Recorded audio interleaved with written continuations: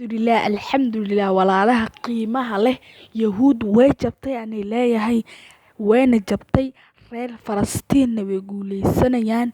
Masjidul Qudusna insha Allah weligiisna waa jirayaa, mana jiri doonto cid ka guuleysanaysa reer Falastiin. Assalaamu calaykum waraxmatullaahi wabarakaatu. Halka aad toos noola daawanaysaan waa warbaahinteeni ST 21 oo maxaa la dhihi jiray magaceeda dheeraadkana loogu waco Soomaali Tijaabo 21.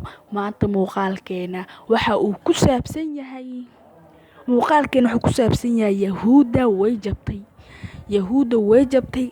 Reer Falastiinna way guuleysanayaan. Masjidul Aqsana weligiisa wuu jirayaa. Alxamdulilah.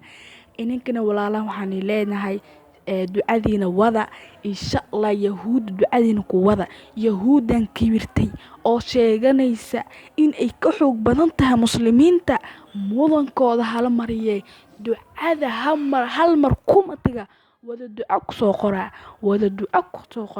Yahuudan kibirtay mudankeeda in la mariyo wada duco ku soo qora kuma taga insha Allah. Masjidul Aqsana inay dudumiso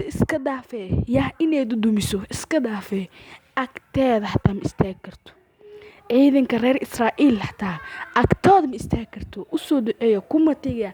Haddaan ilaahay kuma taga wada duco ka soo dhiga. Yahuudda way jabtay alxamdulilah, wayna ka guuleysatay muslimiinta.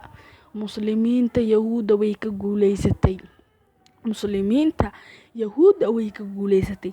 Awreeda muslimiinta cid ka guuleysan kartaa ma jirto. Muslimiinta awreedba muslim in gaal is dagaalo waxaa meesha ku jabaya gaalka. Muslim cid ka guuleysan karta ma jirto. Alxamdulilah. Inanka ducadiina walaalo waxaad arkay qalbi fiican leh u soo duceynaya.